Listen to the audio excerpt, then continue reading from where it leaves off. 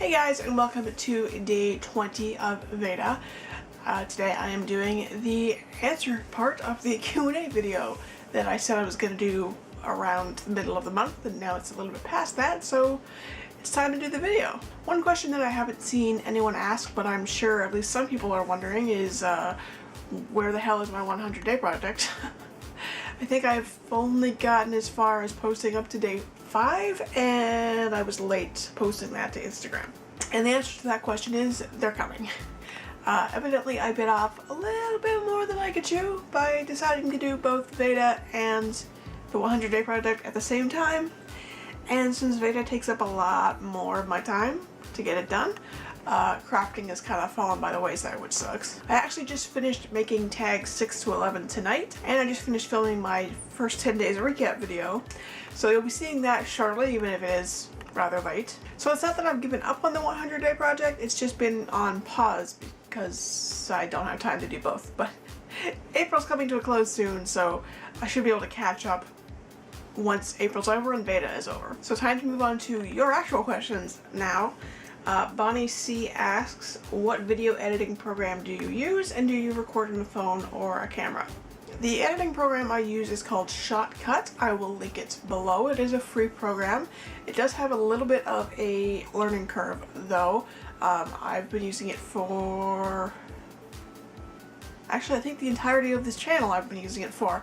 And I know I haven't even like scratched the surface on things it can do, but it does have a little bit of a learning curve.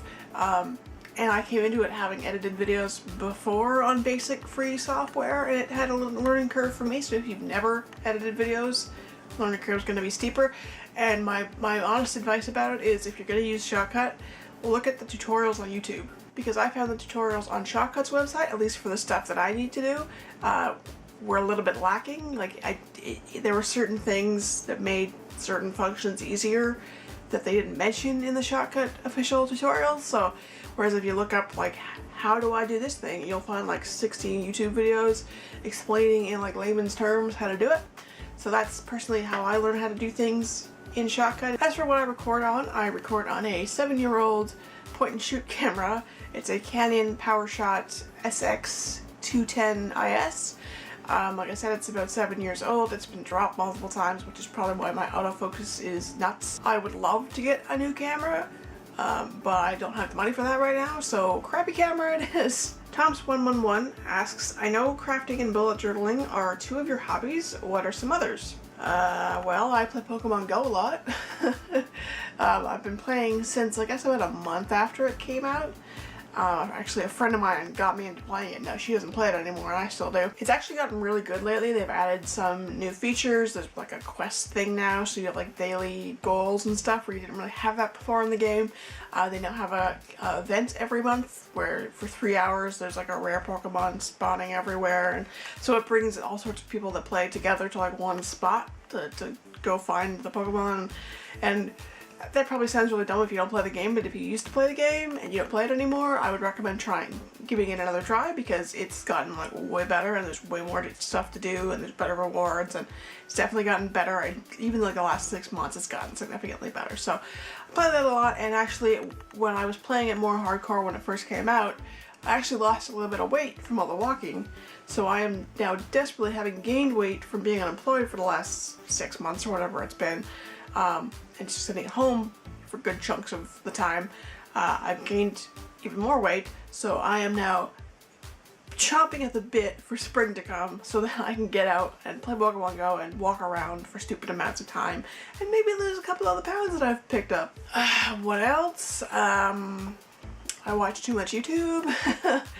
I've started binging a podcast called Dynamic Banter. It's done by 2 YouTubers, Mike Pelzone and Steve Zaragoza.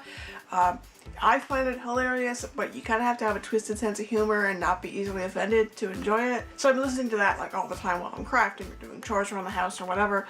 And I'm really enjoying that, but again, if you don't have a weird sense of humor, you probably won't get it. So just warning you if you decide to check that out.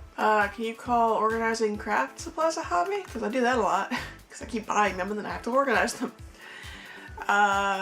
Other than that, I love music. I have no musical talent, but I love listening to it, and I go to concerts occasionally when a band that I really like comes to town. And that's probably about it. I'm pretty boring. I'm pretty boring. Makeup Munchies and More asks, A, what types of videos in general initially brought you to YouTube? And then B, what made you start your own channel? Good luck with VEDA! Thank you! I think we're doing okay. I joined YouTube back in 2006 under a different username, I think because I wanted to comment on something. Back then I just used it to like just watch random videos and like YouTube as a thing wasn't really a thing yet. It was mostly people putting up random goofy videos or videos of cute animals and stuff. So like I have all these playlists on my other account that are like just random goofy crap from way back when. I'm sure half of them are probably deleted now. So that's all I used it for initially. It was probably somewhere around 2009, 2010 that I started discovering the wider world of YouTube being a thing and like the big YouTubers of the time and falling down rabbit holes of following different people and subscribing to different people. And I was subscribed to like musicians, comedians, people doing commentary on social issues. Pick something, I was probably following somebody in that niche. I believe it was 2010 that I discovered Project 365, which at least on YouTube it is or was a project where you make a video every day for a year. And I decided I wanted to try it in 2011, which is why I got this camera. And I sucked at it. Like, I was even more boring 7 years ago than I am now, so like, I don't know what I thought I could make videos about every day for a year.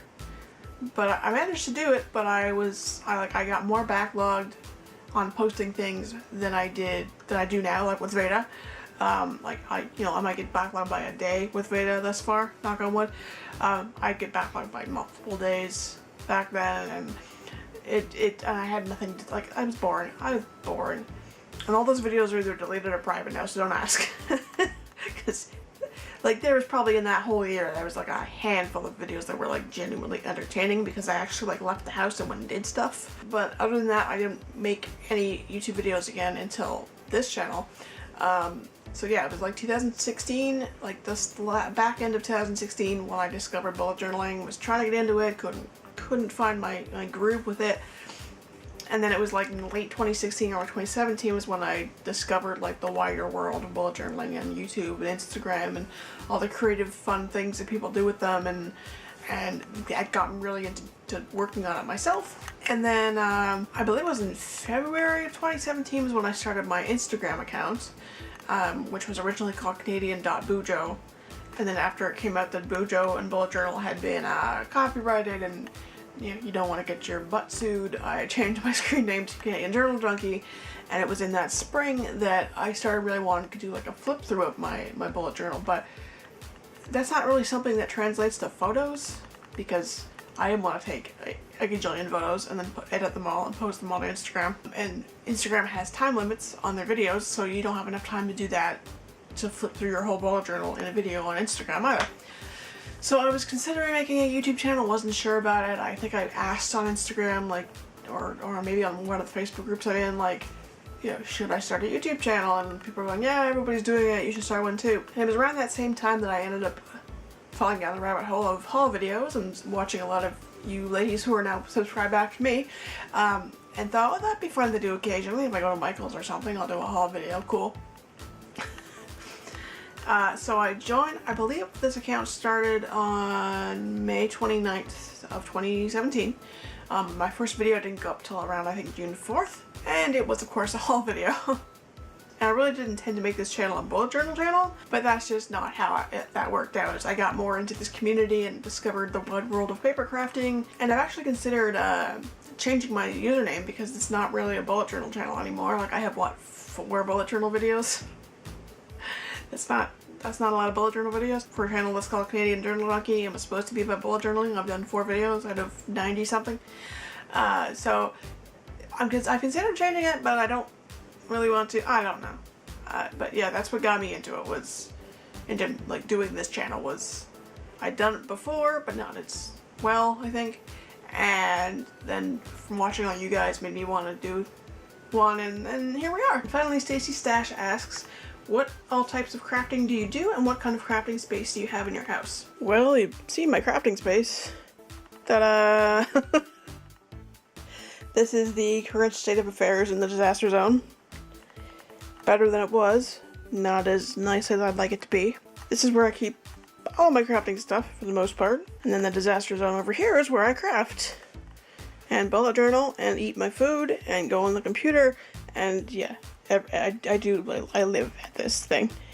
This is my desk, which is pretty much a wobbly old kitchen table because the desk I had when I lived with my parents I had it since I was about 11 and it was small and it was falling apart. So I had intended to get a new desk after I moved out. And my parents gave me this old table to use as a temporary desk until I bought a new one. And here we are 4.5 years later. Yeah. One day I will go to IKEA and I will get a real desk and I will get a couple of Raskog carts to put all of this crap in so I can move it in and out easier when I need to get to this stuff. And it will be a glorious, glorious day. But today is not that day. As for what kind of crafting I do, it's mostly paper crafting. I used to be into scrapbooking, but I have a really boring life and I have nothing really to scrapbook, so I don't do that anymore. I do kind of scrapbooky stuff in my bullet journal, but not full-blown scrapbooking. I've been dabbling in card making, tag making obviously, mini albums. I have a bunch of like tutorials for craft fair ideas that are bookmarked that I want to go back and try, and I've bought stuff to try them with. I just haven't gotten around to it. And I'm kind of interested in mixed media, but I haven't yet dipped my toe into that yet, so I don't know if that's going to be something I get into anytime soon because I've got enough paper crafting stuff that I still need to try and do. And that's it for this Q&A. I hope you enjoyed it and that you found my answers at least a little bit interesting and not completely boring. Don't forget to give this video a big thumbs up, subscribe to my channel if you have not already, and click that little bell in the corner to be notified when I next upload a video. Feel free to give this video a share if you know anyone that might like it, and I will see you guys tomorrow.